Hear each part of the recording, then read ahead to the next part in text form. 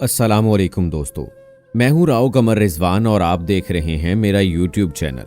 दोस्तों, आज की कहानी एक ऐसे जोड़े की है कि जिनकी जिंदगी में शक आता है और वो एक ऐसा फैसला कर गुजरते हैं कि जिसकी वजह से उनको और उनके बच्चों को सारी उम्र सजा भुगतनी पड़ती है। इस सबक आमूज कहानी को आखिर तक लाजमी देखिएगा और अगर आपने अभी तक मेरा चैनल सब्सक्राइब नहीं किया है तो अभी सब्सक्राइब कर लें, साथ में बेल आइकॉन को भी जरूर प्रेस कर लीजिएगा ताकि फ्यूचर में अपलोड होने वाली सबक आमूज कहानियों का नोटिफिकेशन आप तक बर वक्त पहुंचता रहे।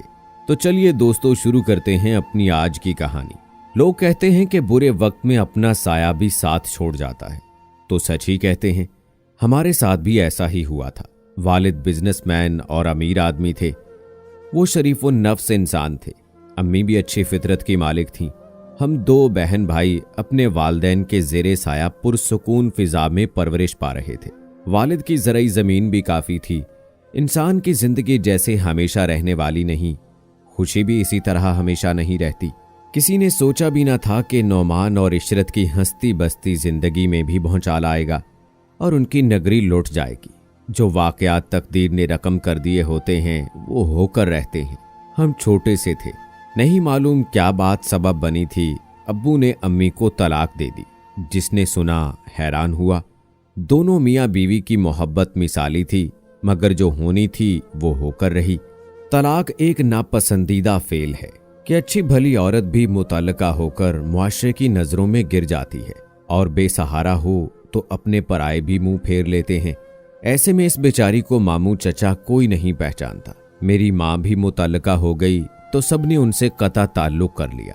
ये आज से 40 बरस कबल की बात है। मैं उन दिनों 6 बरस की और मेरा भाई 4 साल का था। लोग कहते थे वालिद ने एक बेबुनियाद शक की वजह से मेरी माँ को तलाक दी। वालिदा वालिद के घर से मामू के पास चली गई। उन्होंने कहा कि बहन, तुम्हें और तेरे बच्चों को सिर्फ इसी सूरत में सहारा दे सकता हूँ अगर तुम माली लिहाज से मेरा साथ दे सको, क्योंकि मेरा कारोबार नहीं है, मेरे अपने बच्चे भूखे मर रहे हैं। माँ बोली, तुम्हारे पास जाती घर है, मुझको रहने को ठिकाना दे दो। मेरे पास जो कुछ है वो तुम्हारा है। मामू ने अपने घर से मुत्तसिल एक खस्ता सा कमरा वालिदा को रहने के लिए दे दिया।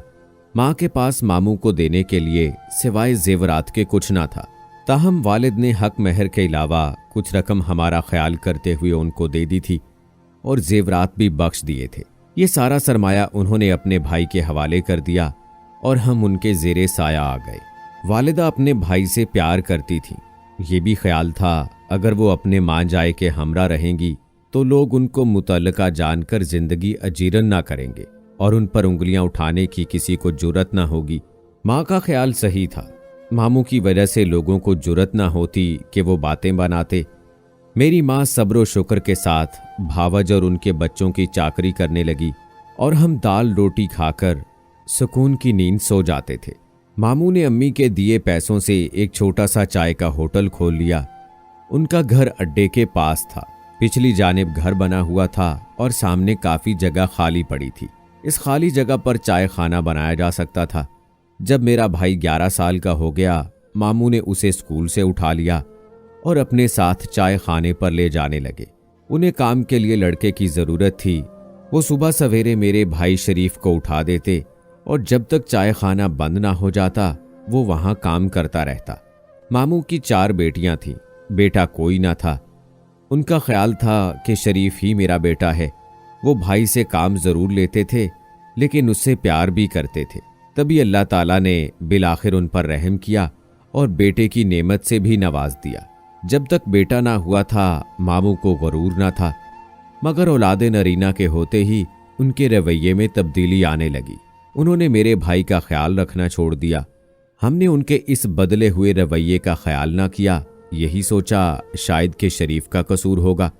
वक्त गुजरता रहा, यहाँ तक कि मेरी उम्र 20 और मेरा भाई 18 साल का हो गया। एक रोज़ माँ ने हमारी शादी की बात की। तब मामू ने कहा, मैं तुम्हारी बेटी का रिश्ता देख रहा हूँ और शरीफ के बारे में तुम फिक्र मत करो। मेरी भी बेटियां हैं, मैं शरीफ को अपना दामाद बनाऊंगा। बाहर से उसके लिए लड़की देखने की क्या ज़रूरत है। दामाद बनाने का ख्याल जाहिर करके भी इस तमाम अरसे में उन्होंने मेरे भाई के साथ मुलाजमों जैसा सलूक ही रवा रखा। शरीफ ने भी उफना की वो रोजाना 14 घंटे से ज्यादा काम करता था। ये समझ कर के मामू उसको अपनी फर्जंदगी में ले लेंगे, मगर मामू ने आस में रखा। पहले बड़ी बेटी की शादी किसी और से कर दी। माँ ने वादा याद दिलाया तो कहा अच्छा रिश्ता मिल गया, अभी 3 और भी हैं, सब्र करो, दूसरी बेटी से शरीफ का निकाह कर दूंगा। माँ ने यकीन कर लिया और हम तो मामू को अपना सरपरस्त समझते थे। उनकी हर बात बिला चूं चराम मान लिया करते थे। शरीफ से अम्मी कहती थी कि अपने मामू का अदब करना, कभी उनसे बदतमीजी मत करना और न कभी उनको शिकायत का मौका देना। बदतमीजी का तो हम तसव्वुर भी न कर सकते थे। बाप ने मुंह फेर लिया था, अब सभी कुछ मामू थे। यूं भी हम बहन भाई बाअदब और मस्कीन से थे, बदतमीज हरगिज न थे। ममानी हमारी इस खूबी से खुश थीं, जो हुक्म करती उसी वक्त बजा लाते, उनको सुख मिलता। शरीफ दिन रात मामू के साथ काम में लगा रहा। वो लम्हे भर का आराम खुद पर हराम जानता था। सोचता था कि ज्यादा से ज्यादा कमा कर दूं ताकि चाय खाना एक अच्छा होटल बन जाए। इस तरह मामू खुश होंगे और मेरा भी नाम होगा। ये उसकी खाम ख्याली थी, क्योंकि मामू उसको भांजा नहीं अपना नौकर जान चुके थे। उन्होंने शरीफ की वजह से खूब कमाया, मगर उसको अपनी बेटी ना दी। अपनी दूसरी बेटी भी एक अच्छे घर में ब्याह दी, लेकिन मैं जो उनकी बेटियों से बड़ी थी, मेरी शादी की फिक्र ना की। जब तीसरी लड़की का रिश्ता करने लगे तो अम्मी रो पड़ी, कहने लगी जमील, तुम तो कहते थे कि शरीफ को दामाद बनाओगे। मामू ने फिर तसल्ली दी, मेरी बहन सब्र करो, गम ना करो, अभी चौथी मौजूद है, वो छोटी है, आखिरी है, उसको रुखसत करने की बजाय शरीफ से ब्याह कर घर में रख लूंगा। शरीफ को घर दामाद बनाना है ना। भोली माँ फिर बहल गई। कुछ अरसे बाद चौथी का रिश्ता एक अमीर घराने से आ गया कि वो बहुत खूबसूरत थी। मामू ने एक लम्हा देर न लगाई फैसला करने में, झटपट उसको भी रुखसत कर दिया। अब मैं घर में नौकरानी की सूरत और शरीफ गुलाम के रूप में रह गया। उसको इतना इंतजार कराया और 20 साल तक गुलामी कराई, मुलाजिम की तरह इस्तेमाल किया, बिल्कुल ऐसे जैसे अगवाशुदा बच्चों से मुशक्कत लिया करते हैं। हालांकि हम दोनों बहन भाई मामू और ममानी को अपने माँ बाप जैसा दर्जा देते थे। तभी मैंने माँ को एहसास दिलाया भी कि आपके भाई भावज हमें नौकर समझते हैं, तो उन्होंने ये कहकर डांट दिया कि वो हमारे अपने हैं, उनके सिवा और हमारा है कोई।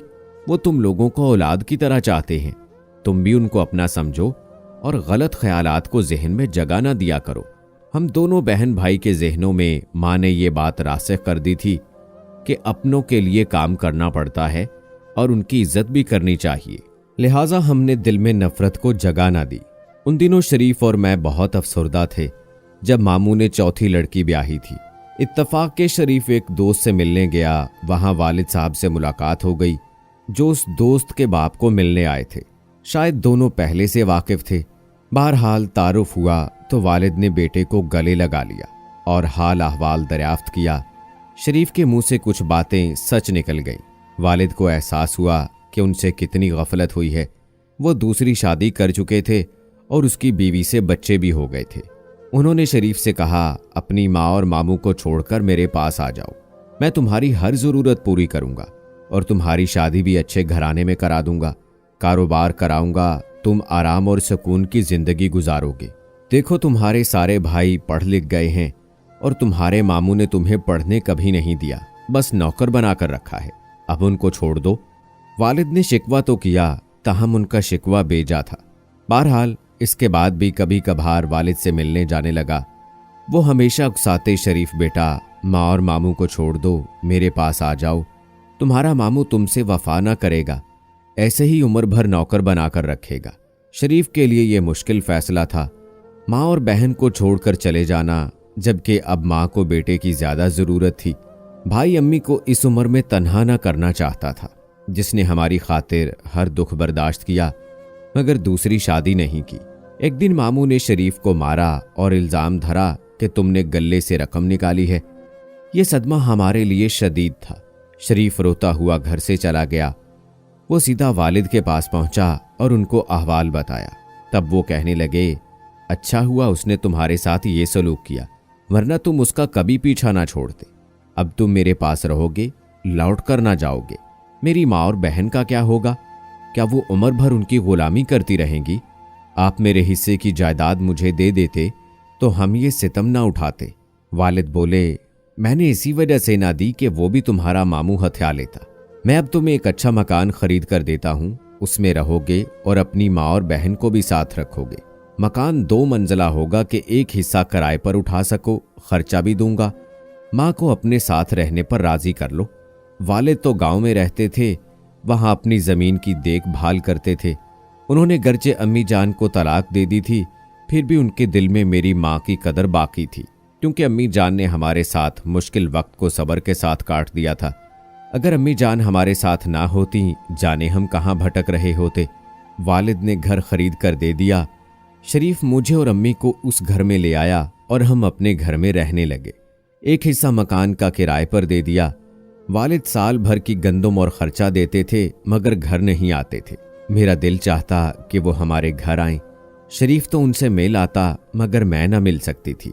एक रोज वालिद साहब ने कहलवाया कि अपनी बहनों से आकर मिल जाओ।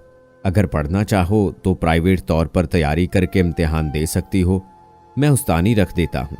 अम्मी ने बिलाखिर इजाज़त दी और मैं अब्बू से मिलने गई। सौतेले बहन भाई मोहब्बत से मिले।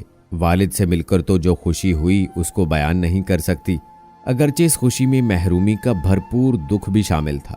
माँ ने तासुब से काम नहीं लिया, हमें वालिद के घर आने जाने दिया, जिसका ये फायदा हुआ कि वालिद ने अपने भतीजे से मेरी शादी करा दी और दूसरे भाई की बेटी से शरीफ का रिश्ता कर दिया।